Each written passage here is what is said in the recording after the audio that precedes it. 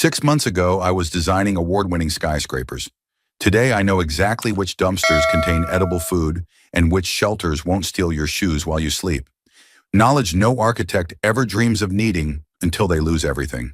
The alleyway behind Bellini's bakery had become my sanctuary. Not because the food was exceptional, but because Enzo, the owner, discarded unsold pastries at exactly 7:45 every morning, carefully wrapped in wax paper that kept them clean. I was 46 years old, a licensed architect with nearly 2 decades of experience, and I was organizing my life around garbage schedules. That December morning started with frost crystallizing on my tattered sleeping bag and hunger gnawing at my insides. The threadbare coat I'd found at a church donation box 3 weeks earlier did little against the biting cold. Winter in Portland was unforgiving, and I knew what that meant for people like me. Some wouldn't survive until spring. I had just retrieved a half-eaten focaccia, still in its takeout box, when I heard footsteps on the slick pavement. Expensive shoes from the sound, the deliberate click of leather soles, not the heavy shuffle of security guards or the threatening stomp of someone about to chase me away. Michael Parker. The voice was crisp, professional. Michael James Parker. I turned slowly, the focaccia box still clutched in my hands. The woman standing there looked like she'd walked straight out of a corporate brochure. Charcoal gray pantsuit that probably cost more than I used to make in a week. Pearl necklace gleaming against her burgundy blouse. Her briefcase was sleek leather, and her silver-streaked hair was immaculately styled despite the drizzling rain. "Who's asking?" My voice emerged rougher than intended. 6 months on the streets changes how you sound, how you carry yourself, how you make eye contact. My name is Eleanor Winters, estate attorney with Winters, Zhang, and Associates in Seattle. I've been looking for you. She reached into her coat and I tensed instinctively until I saw her withdraw a photograph. "Is this you? Taken in 2019? The photo showed me in front of the Sullivan Tower in downtown Portland, my greatest architectural achievement. I was smiling, clean-shaven, wearing a tailored suit, standing tall with the gleaming 32-story building behind me. My hair was neatly trimmed, my face unweathered, my eyes still bright with ambition and pride. "Where did you get that?" I asked, my heart pounding. "Your former mentor, Professor Josephine Takahashi, passed away 6 weeks ago in Seattle. You've been named in her will." I let out a harsh, bitter laugh. "Professor Takahashi? I haven't spoken to her in over 15 years. Winter's expression remained neutral. "Professor Takahashi maintained detailed records on all her former students. She knew about your architectural firm in Portland. She knew about your divorce from Natalie, and she knew about your current circumstances." My current circumstances. I looked down at myself, at the stained jeans I'd been wearing for nearly a month, at the shoes patched with duct tape I'd found in a dumpster. "You mean she knew I'd been homeless for 6 months? "Yes, she knew everything, and she left you her entire estate." The focaccia container slipped from my fingers, landing on the wet asphalt with a sad splat. Her waterfront estate on Lake Washington, her extensive art collection focusing on Pacific Northwest artists, her investment portfolio built over 50 years of careful management, her rare architectural books and original blueprints collection. The total value, after taxes, is approximately $67 million. My knees buckled. I grabbed the edge of the dumpster to keep from falling. This has to be some kind of scam. Nobody leaves that kind of money to a homeless man. Winters reached into her briefcase and extracted several documents. "Winters, Zhang and Associates, has managed the Takahashi estate for over 30 years. Here's my card, my bar certification number, and a copy of the death certificate. You can verify everything." I stared at the papers, the official seals, the embossed letterhead. $67 million. 8 months ago, Natalie had sneered at me outside our former home. "No one respects a failure, Michael," she'd said, climbing into her new boyfriend Richard's Porsche. "You'll end up forgotten and alone. Your precious buildings will outlive any memory of you." "There must be some mistake," I said. "Professor Takahashi had successful students all over the world. Thomas Weber designed skyscrapers in Dubai. Maria Santos just won the Pritzker Prize. Why would she leave everything to me?"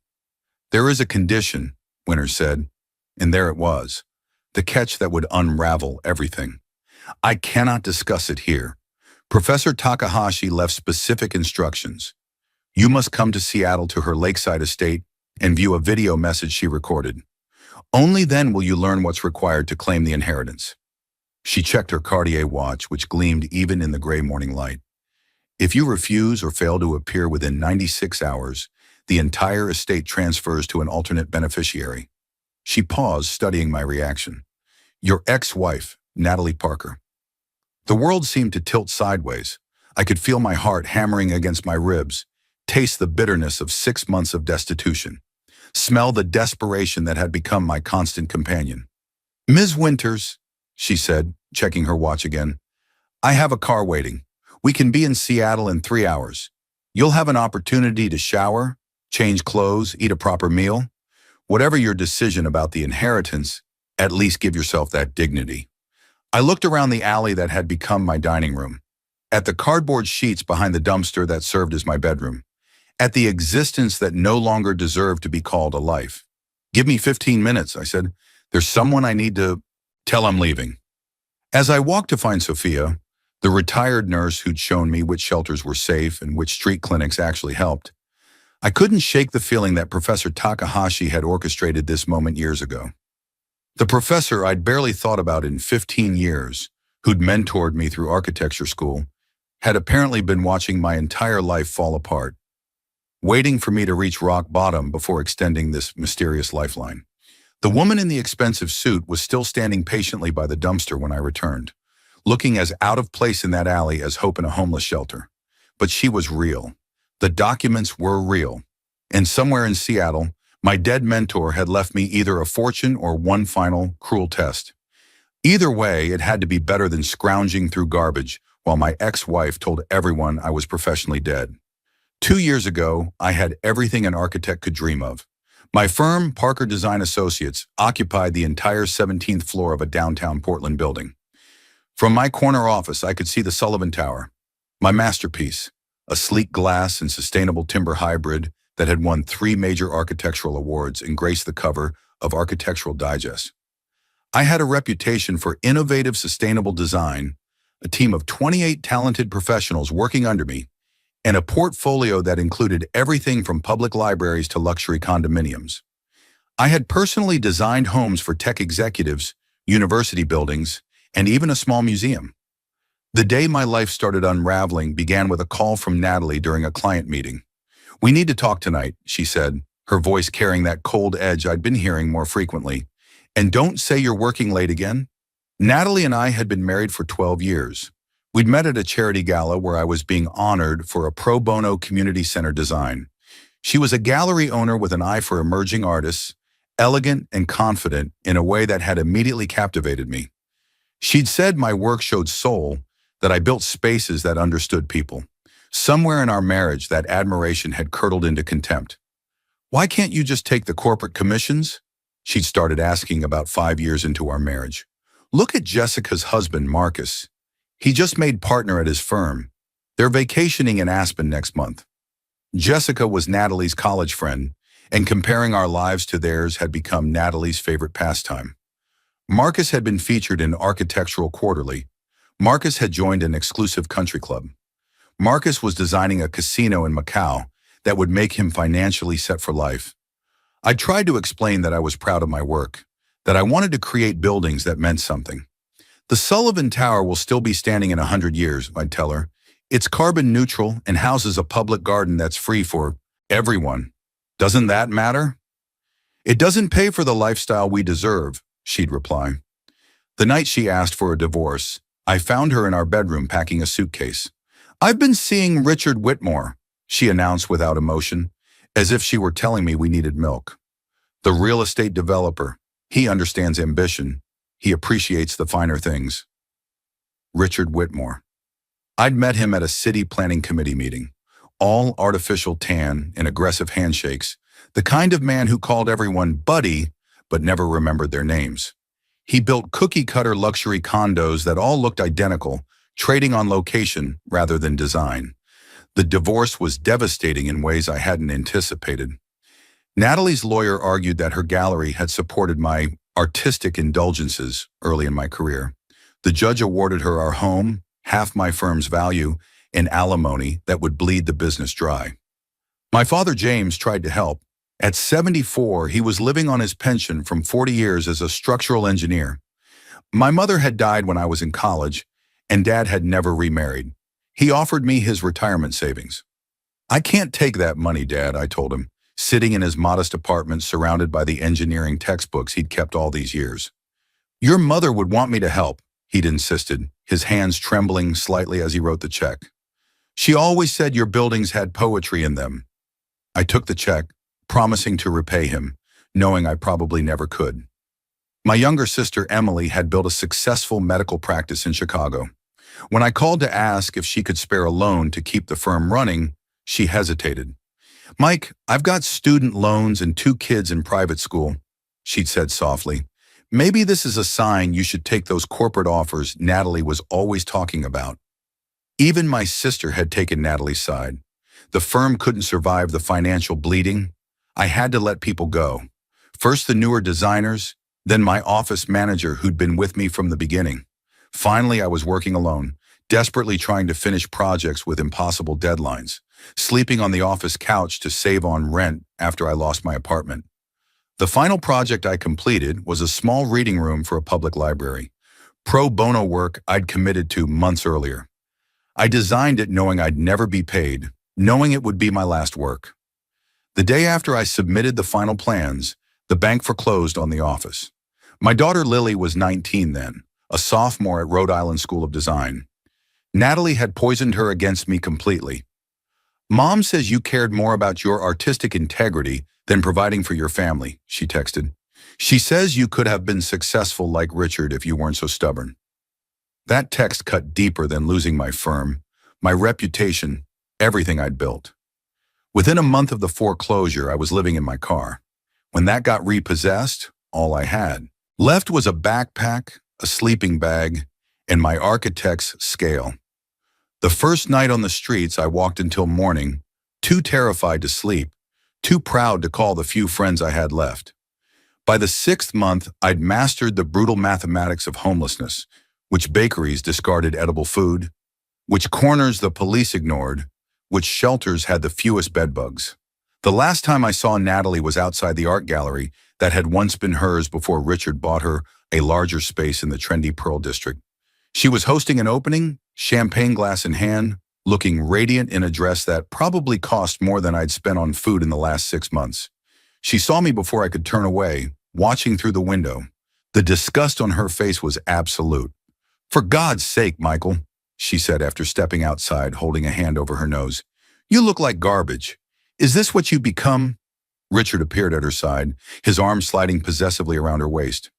"You're pathetic," she called as he pulled her back toward the gallery. "You'll die alone and forgotten. Just another homeless man that people step over." That was 2 months ago. Every morning since, waking up on cardboard or concrete, I heard those words echoing. She was probably right. Men like me didn't recover from this kind of fall. We just disappeared, became statistics, invisible to the world we once belonged to.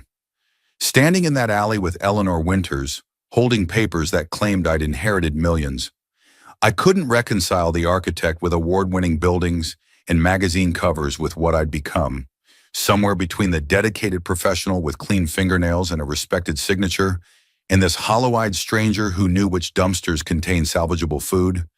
I'd lost myself completely, but Professor Takahashi had apparently been watching the entire time, waiting for me to hit bottom, preparing something I couldn't yet understand. The December morning that changed everything started with me waking behind a loading dock, frost making my joints ache like I'd aged decades overnight. I'd lost track of the days, Wednesday maybe, or Thursday. The days blended together when you measured time by garbage collection schedules.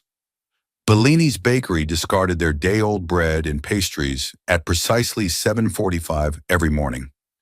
Enzo Bellini never said anything when he saw me waiting, just nodded slightly as he placed the bags carefully on top of the dumpster rather than inside it. Sometimes there were coffee grounds mixed with still-warm pastries, and I'd scrape them into a cup with rainwater to make something resembling coffee. I had just retrieved a container of focaccia when I heard those footsteps. Clean, deliberate, expensive shoes on wet pavement. After months on the streets, you learn to classify people by their footsteps. Who was dangerous, who might offer help, who would pretend not to see you. Mr. Michael James Parker, the woman, standing there radiated the kind of professional confidence that comes with expensive education and financial security.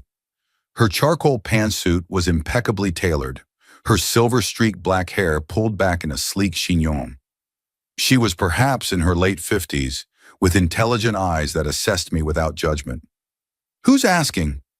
My voice emerged defensively, wary after months of being alternately invisible and unwelcome.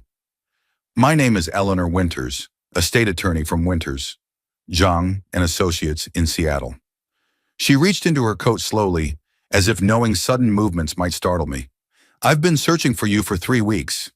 She extracted a photograph that made my chest tighten. It was me from my previous life, standing proudly in front of the Sullivan Tower on opening day. My hair was neatly cut, my custom suit perfectly fitted. My eyes still contained the confidence of a man who believed his talent would protect him from disaster. "Is this you? Taken in 2019? How did you get that?" The photo should have disappeared when my firm's website went offline months ago. "Your former professor and mentor, Josephine Takahashi, passed away 6 weeks ago. Before her death, she maintained detailed files on all her former students. You were particularly difficult to locate after you lost your permanent address." Professor Takahashi. I had perhaps a dozen clear memories of the brilliant Japanese-American architect who had transformed architectural education at University of Washington. Stern but encouraging, demanding excellence while nurturing creativity. She'd written my recommendation letter for my first internship, had attended the Sullivan Tower opening, sending a simple note afterward. "You built something that matters, Michael. Remember why." "I haven't spoken to Professor Takahashi in 15 years, I said. "Why would she be looking for me?" "Because she named you the sole beneficiary of her entire estate." The focaccia container slipped from my numb fingers, splattering on the wet asphalt. "That's impossible." "I assure you it's quite possible and entirely legal." Winters opened her briefcase with practiced efficiency. Professor Takahashi's estate includes her Lake Washington waterfront property, valued at $18 million, her art collection worth approximately $12 million, and an investment portfolio currently valued at $35 million. Additional assets include her architectural library, original blueprints collection, and intellectual property rights to her designs. Total estate value is $67 million after taxes and fees. I grabbed the edge of the dumpster because the world was spinning. $67 million. Yesterday, I'd been grateful for half a sandwich someone had tossed aside. Now this stranger in a pantsuit was telling me I was rich. "This has to be a scam," I said, though even as the words left my mouth, I knew no scammer would bother with someone like me. What could they possibly steal? My sleeping bag? The $23 hidden in my sock? Winters pulled out official documents with embossed seals and watermarks. "The death certificate," she said, showing me each paper. "The will filed with King County Probate Court. My credentials from the Washington State Bar Association. Our firm has handled the Takahashi estate for over 30 years. "But why me?" My voice cracked. "Professor Takahashi has successful students all over the world. Thomas Weber designed skyscrapers in Dubai. Maria Santos just won the Pritzker Prize last year. They actually kept in touch with her, visited her. Why would she leave everything to the family failure?" Winter's expression softened slightly, something like understanding crossing her features. "There is a condition attached to the inheritance. Professor Takahashi left specific instructions that cannot be discussed here. You must come to Seattle to her Lake Washington estate and watch a video message she recorded before her death. Only then will you learn what's required to claim the estate." Of course there was a catch. There was always a catch. "What kind of condition?"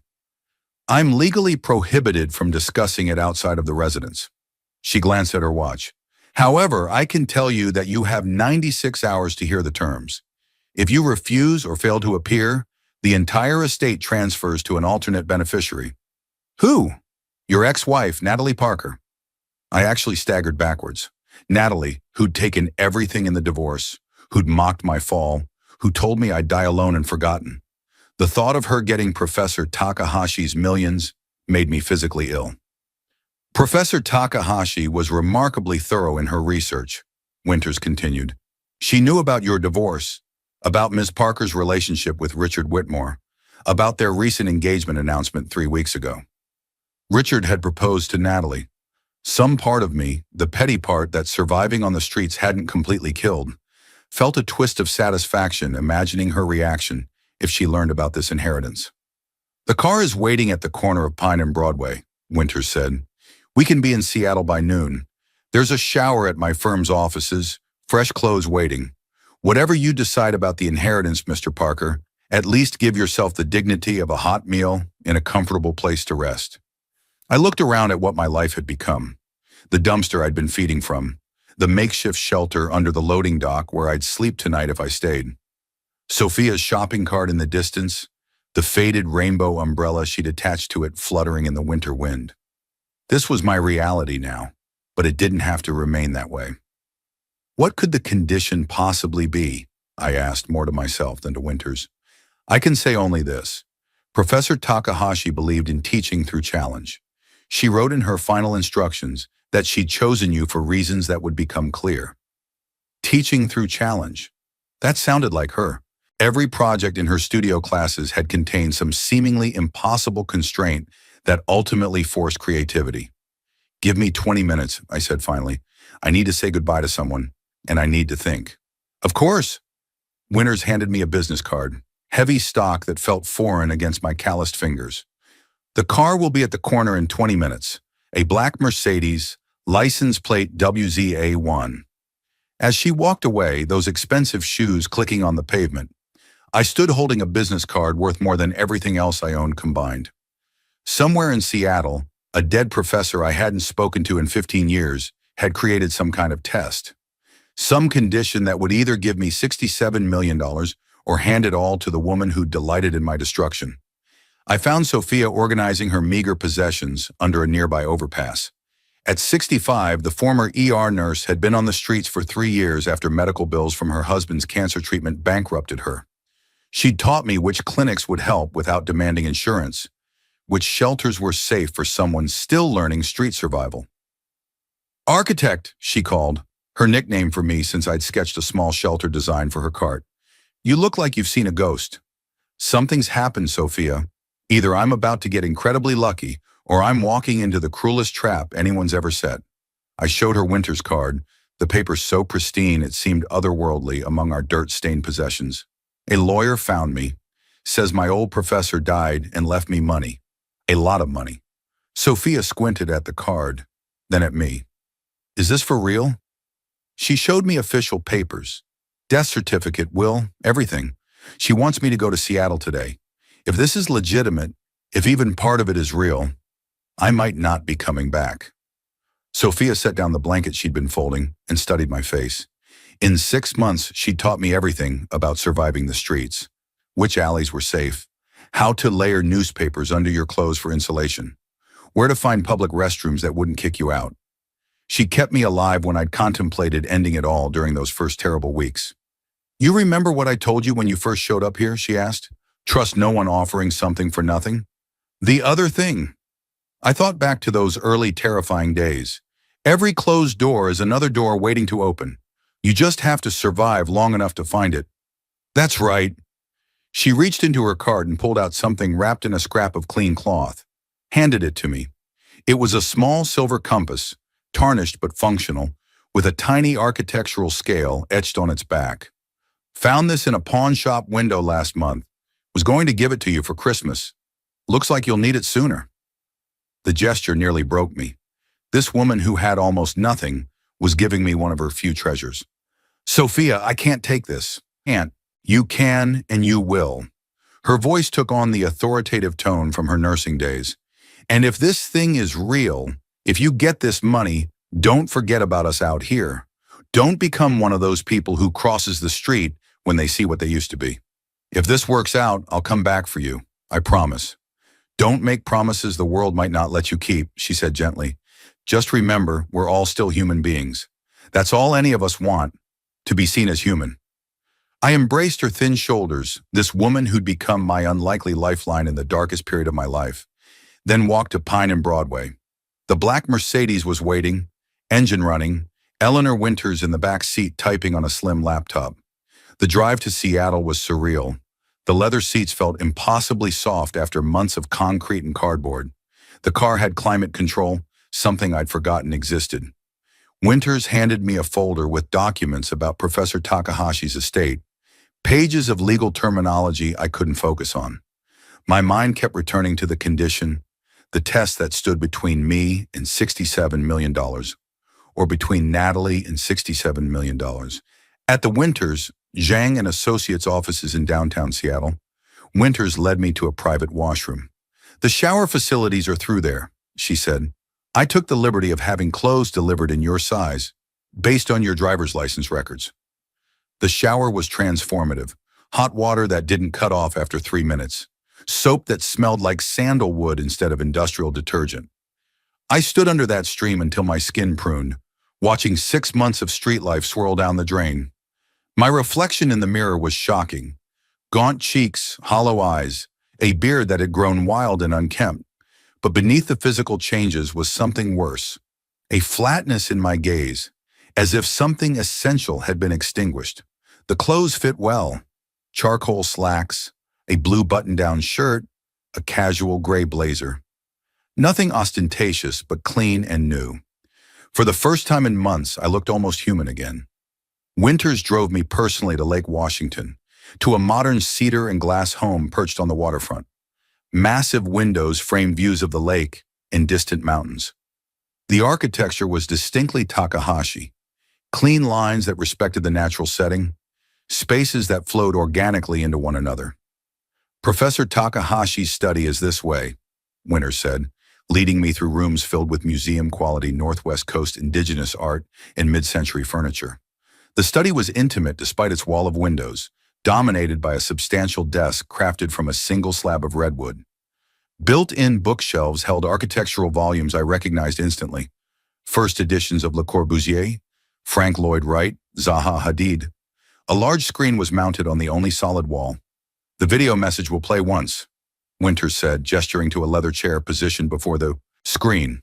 "Professor Takahashi was very specific about that. I'll be in the next room when you've finished." She pressed a remote, and the screen flickered to life. Professor Takahashi appeared, and my breath caught. She looked essentially the same as I remembered, though her black hair had gone completely silver. Her posture remained impeccable, her gaze as penetrating as it had been in studio critiques. She wore a simple black tunic over gray pants, a single jade pendant at her throat. "Hello, Michael." Her voice was stronger than I remembered, with the same precise diction. "If you're watching this, then Eleanor found you living on the streets, probably trying to maintain your dignity while your world collapsed around you. I know this because I've been following your career since you graduated. All my students, actually, but you most carefully." She leaned forward slightly. "I imagine you're wondering why I've left you my estate when we haven't spoken in 15 years. The answer is simple. You're the only one who failed magnificently enough to need it." I felt as if she'd slapped me. "The condition for your inheritance is this. Within 3 years, you must design and oversee the construction of housing for at least 200 people currently experiencing homelessness. Not sterile shelters, not institutional dormitories, real, dignified homes that restore humanity and possibility. Eleanor will oversee a trust that will finance the project, but the vision must be entirely yours." I stared at the screen, my architect's mind already racing despite my shock. "You'll have access to the full estate to accomplish this, but if you fail or refuse, everything goes to your ex-wife, Natalie. I've met her at several gallery openings. An ambitious woman with excellent taste and absolutely no soul." My lips twitched in an almost smile. Professor Takahashi had always been brutally honest. "You're wondering why, Michael? Why this condition? Why you? Let me tell you something none of my students ever knew. In 1975, fresh from winning my first major commission, my husband left me for my business partner. Within a year, I lost my firm, my reputation, and eventually my home. For 11 months, I lived in my car, and then on the streets of Los Angeles, too ashamed to contact family, too proud to ask colleagues for help. I couldn't believe what I was hearing. Josephine Takahashi, architectural legend, had been homeless. An architect named Gabriel Martinez found me sleeping in a park. He didn't just offer charity, he offered partnership. He gave me a desk in his small office, put my name next to his on the door before I designed a single thing for him. He restored my dignity by treating me as a peer rather than a charity case. The camera angle shifted slightly as she adjusted her position. I built my career from that second chance, eventually buying Gabriel's share when he retired. I became successful, respected, influential. But I also became isolated, focused only on my work, keeping people at arm's length. I watched my students from a distance, tracking their successes and failures. Her expression softened almost imperceptibly. Your cousin Thomas designs stunning skyscrapers that exist primarily as status symbols for oil billionaires.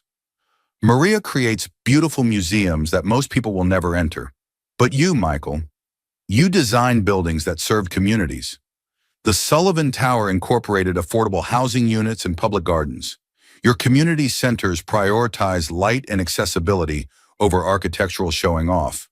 She leaned forward again, her gaze intensifying. Then you lost everything, just as I once did. Eleanor's investigators sent reports. You sleeping in your car, then on loading docks. And do you know what they observed? You sketching shelter designs for other homeless individuals. You sharing food when you barely had enough. You teaching a young man how to read architectural plans at that day labor site. I remember that. Diego, a 19-year-old who wanted to work construction but couldn't interpret blueprints. I'd spent 2 weeks teaching him during lunch breaks. That's why you inherit everything. Not despite your failure, but because of how you've responded to it, because you retained your humanity when you had every reason to abandon it. She sat back, a slight smile crossing her face. But here's what no one else will know until the will is filed publicly next week. Your ex-wife is in financial trouble.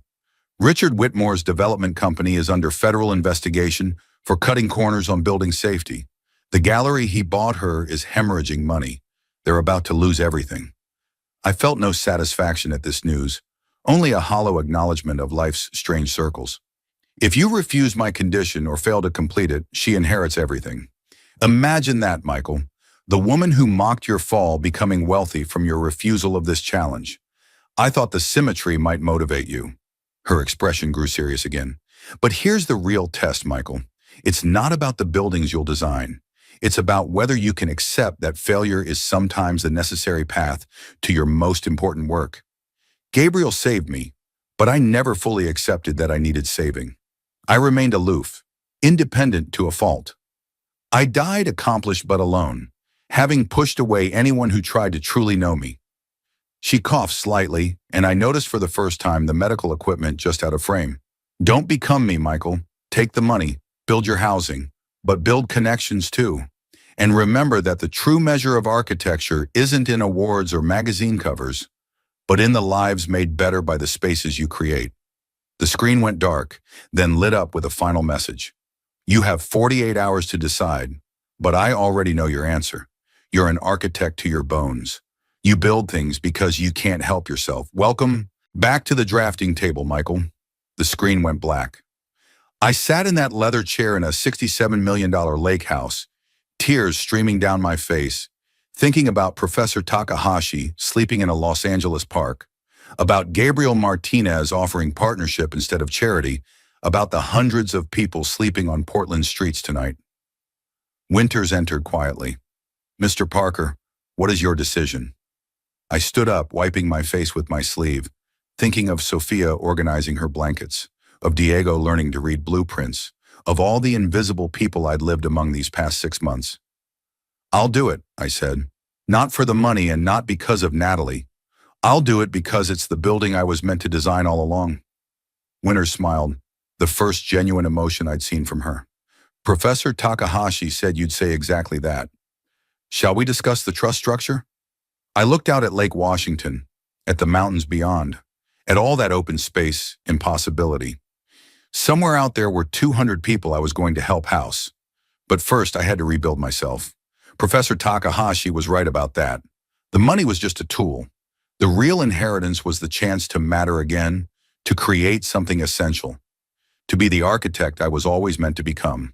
Yes, I said, let's begin. I stood at those magnificent windows for a long time after Winters left to prepare the paperwork, watching boats move across Lake Washington as evening fell. Each light represented someone's life, someone's story, someone's struggle. 24 hours ago, I'd been fighting off the cold behind a loading dock. Now I owned this house and had $67 million to create homes for people society had forgotten. The first person I called was my father. Eleanor had purchased a cell phone for me, and his number was one of the few I still remembered. Michael? His voice cracked when he realized it was me. Son, where are you? I've been so worried. Dad, something incredible has happened, I said, my own voice unsteady. Professor Takahashi left me her estate. All of it. But there's a condition, a project I need to complete. Josephine Takahashi? Your professor from architecture school? He sounded stunned. Michael, where have you been? I hired a private investigator who couldn't find you. I've been on the streets, Dad. Homeless. Too ashamed to call anyone. His quiet sob broke my heart. You should have called me. I would have helped. I know, Dad. I'm sorry. But I'm okay now, and I need your engineering expertise. I'm going to build housing for homeless people. Real, dignified homes. Will you help me? Of course I will. When can I see you? Within a week, I'd established the Takahashi Foundation for Dignified Housing. My father arrived in Seattle, moving into the lake house with me to help develop initial plans. Eleanor Winters helped structure the financial aspects, ensuring the full estate would be available for both the housing project and my personal rehabilitation. The first design challenge was understanding the diverse needs of people experiencing homelessness. I spent weeks interviewing people on the streets, in shelters, at day centers. Sophia was the first person I brought to Seattle, not as a recipient of charity, but as a paid consultant. Her insight was invaluable. Don't make it look like institutional housing, she said firmly.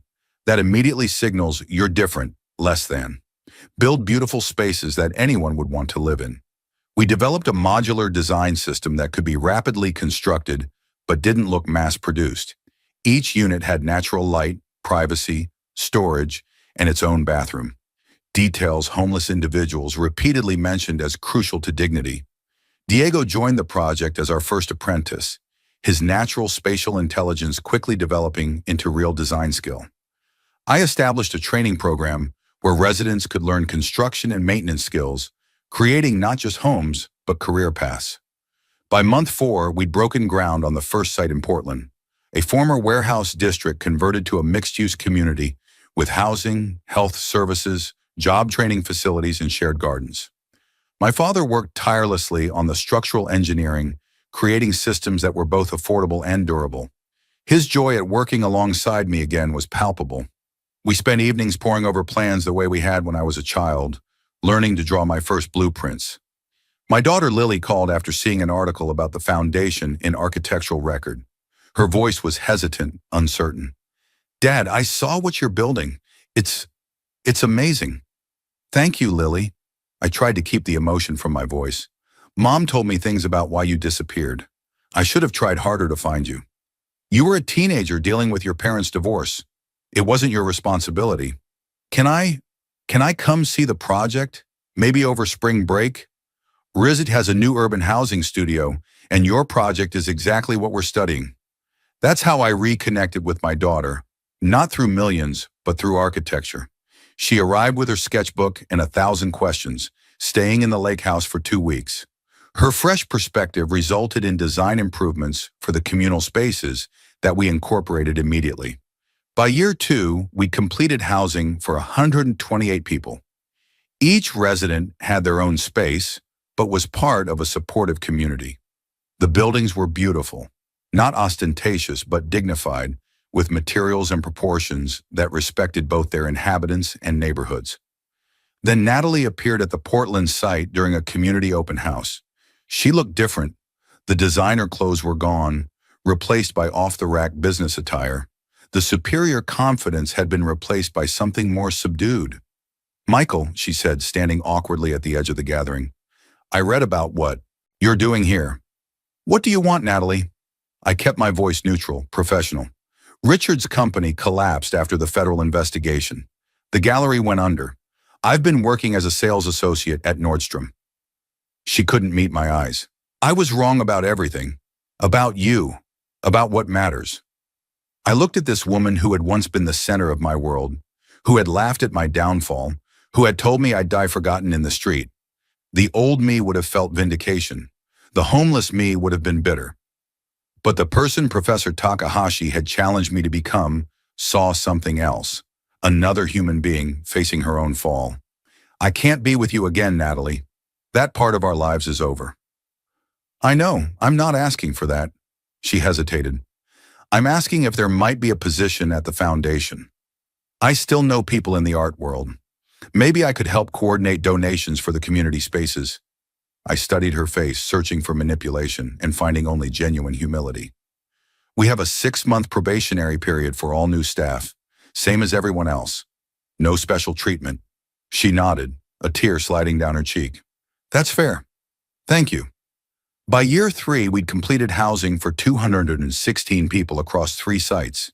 Each location had become not just housing, but a community with shared gardens, educational spaces, and support services.